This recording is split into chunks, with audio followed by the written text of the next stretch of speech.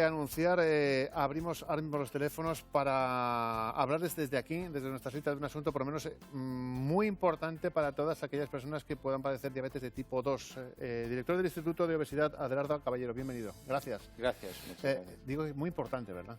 Sí, la verdad es que es una enfermedad muy grave, produce muchas alteraciones, es muy silente porque no produce síntomas realmente.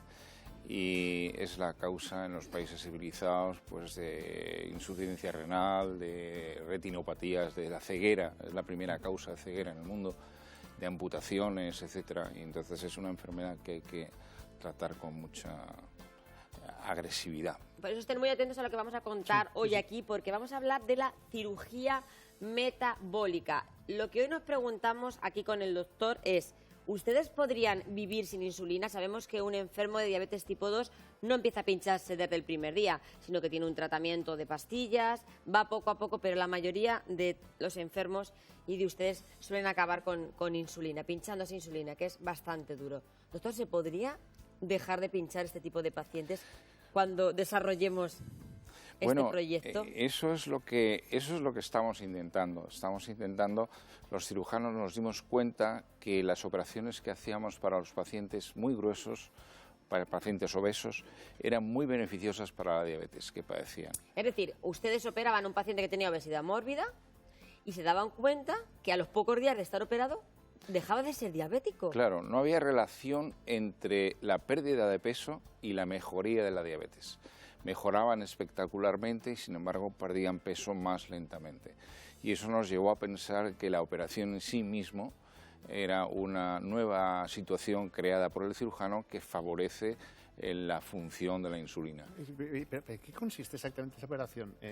¿Cuál es el descubrimiento en sí? Bueno, el descubrimiento es que nosotros cuando hacemos una operación de obesidad, algunos tipos de operaciones de obesidad, cortamos el estómago, hacemos un reservorio muy pequeño y hacemos que salga por el intestino la comida. O sea, la comida va a pasar del estómago al intestino, va a no volver a pasar nunca más por el duodeno y las primeras partes del intestino, que es donde se liberan unas proteínas que son antisecretínicas, que alteran en alguna manera el funcionamiento de la insulina y hacen que haya una cierta resistencia a la insulina. Entonces, ¿qué pasa? Que si ustedes lo que hacen con esa operación es evitar que la comida pase por el duodeno, es decir, dejar que el duodeno se quede en stand-by, para que ustedes nos entiendan, esa persona que tenía esos kilos de más dejaba directamente de depender de la insulina porque dejaba de ser diabético, pues si ponemos un bypass en el resto de pacientes, claro, podríamos conseguir ese efecto. Ese fue el segundo gran reto,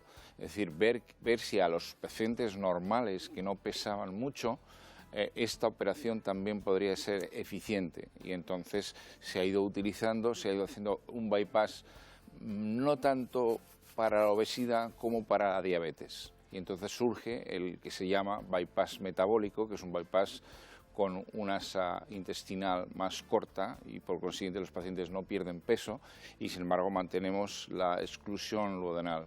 Es decir, el duodeno se queda en reposo. ¿Eso no afecta para nada a la salud? ¿No tiene consecuencias? No afecta para nada en salud. De hecho, hay algunas otras intervenciones que lo que hacen es también, son operaciones de personas gruesas, operaciones bariátricas, que disminuyen de alguna manera el paso, lo atemperan un poco y entonces esas personas también mejoran por el paso más lento el contenido intestinal y porque también bajan de peso, que el peso es un factor muy agravante y provocador de diabetes. Esto no quiere decir que se vaya a acabar con la diabetes de tipo 2 solo con las personas obesas.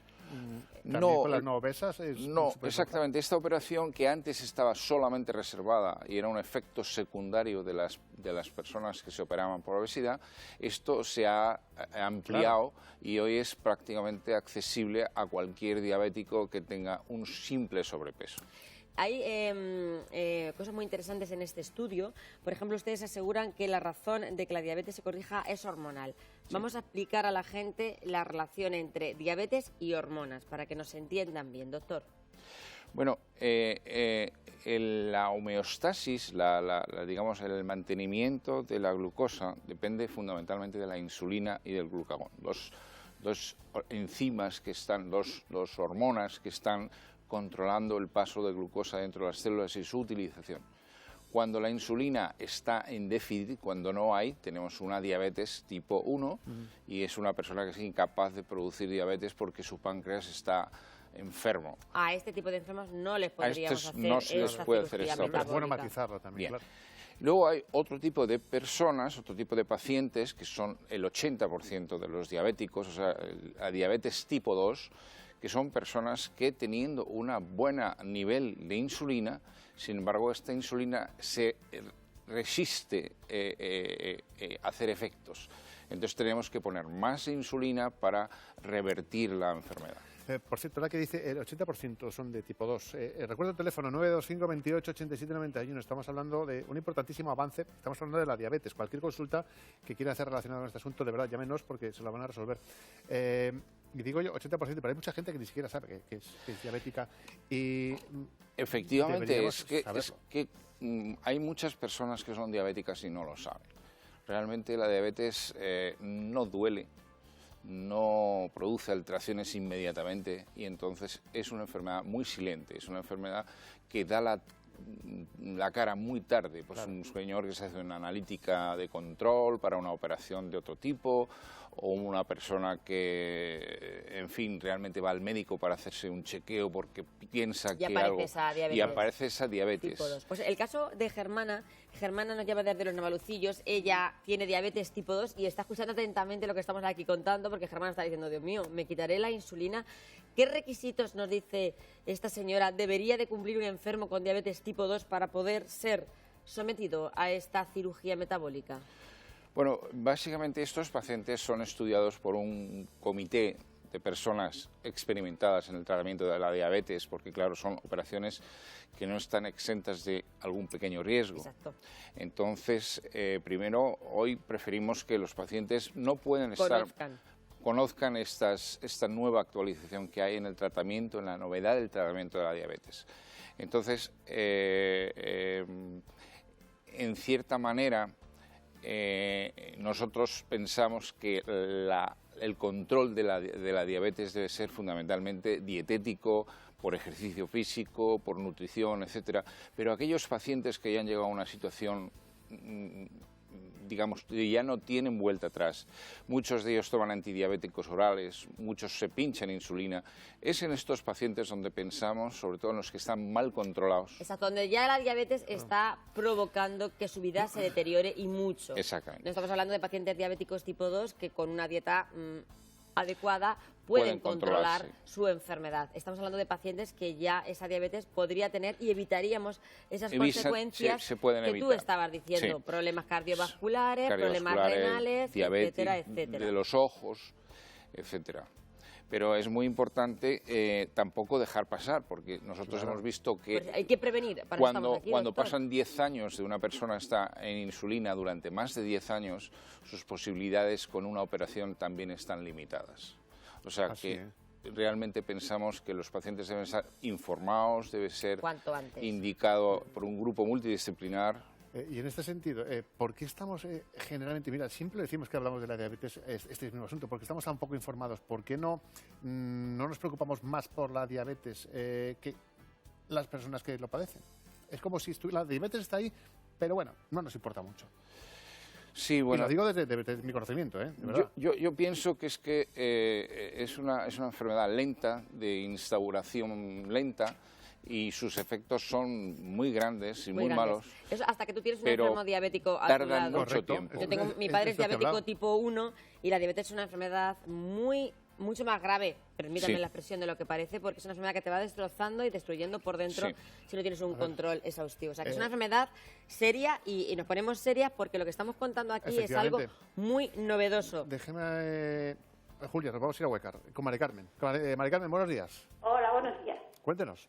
Pues mire, yo me operé hará como unos 20 años de reducción de estómago. Sí. Entonces, al quitarme la vesícula me desapareció el azúcar.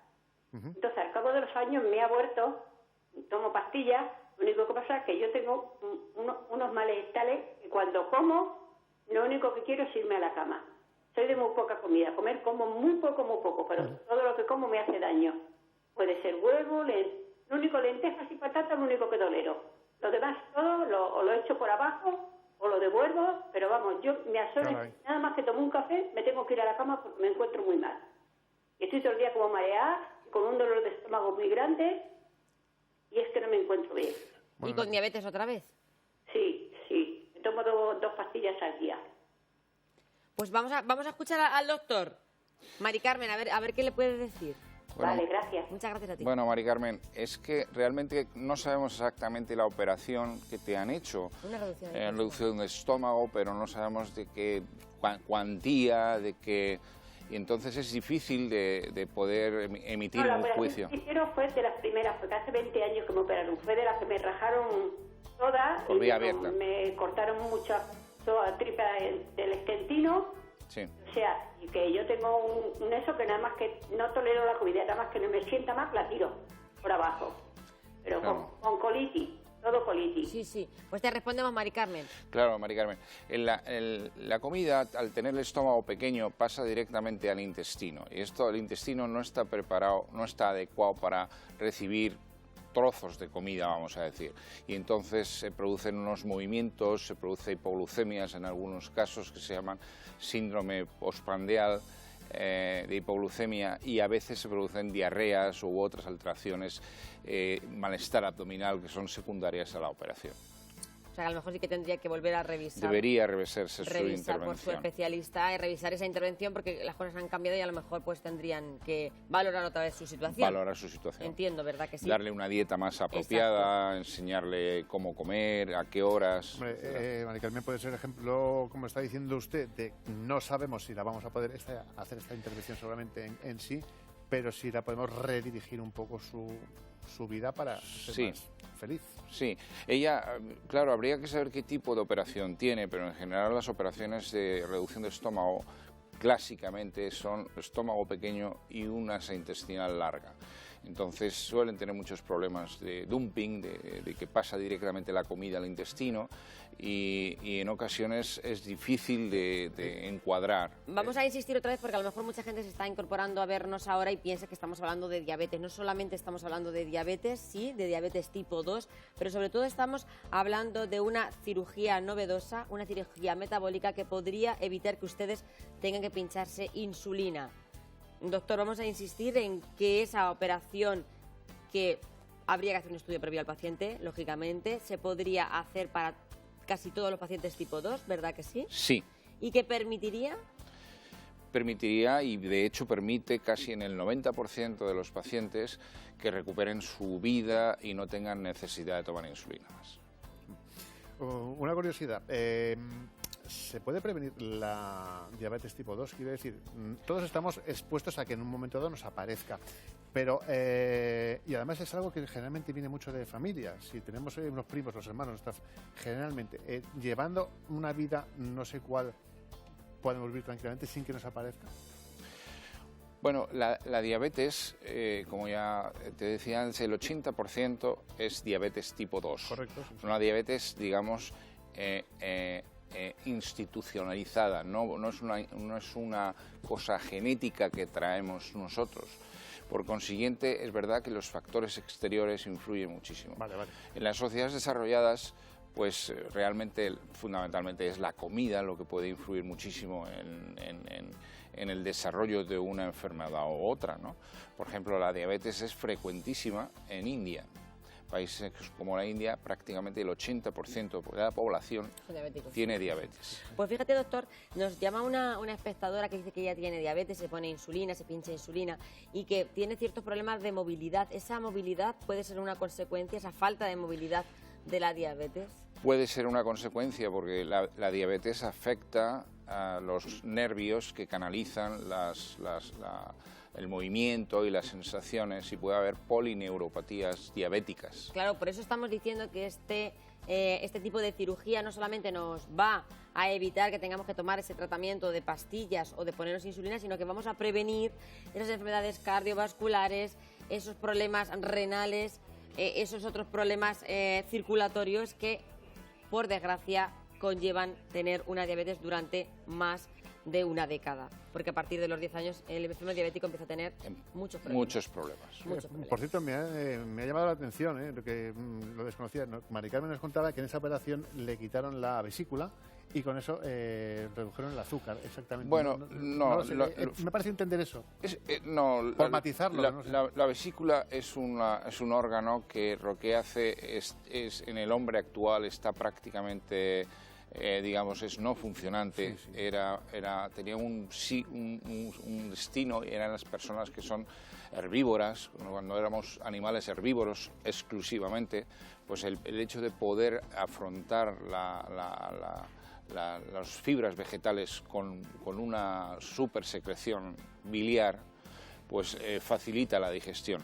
Pero realmente el hecho de quitar la vesícula no altera para nada la condición del intestino ni tampoco la condición de la diabetes. Como que seguramente tendría piedras y al mismo tiempo, y antiguamente, para no tener que volver a entrar otra vez eran unas grandes incisiones, unas grandes disecciones quirúrgicas, para no tener que volver, muchas veces hacía una colecistectomía profilácticamente. Por cierto, dicho sea de paso, que hace 20 años, ¿cómo ha cambiado esa cirugía hoy en día? Claro, hoy ha cambiado la cirugía muchísimo. Hoy la cirugía es mínimamente invasiva, es laparoscópica. Está bien matizarlo. Sí.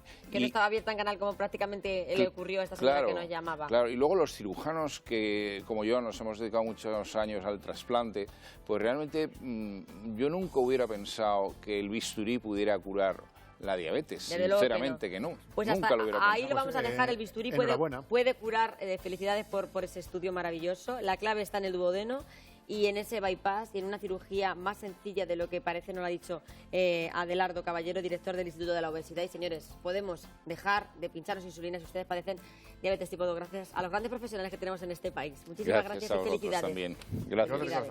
Bueno, y ahora nos vamos con la crónica social. Ay, madre, cómo viene.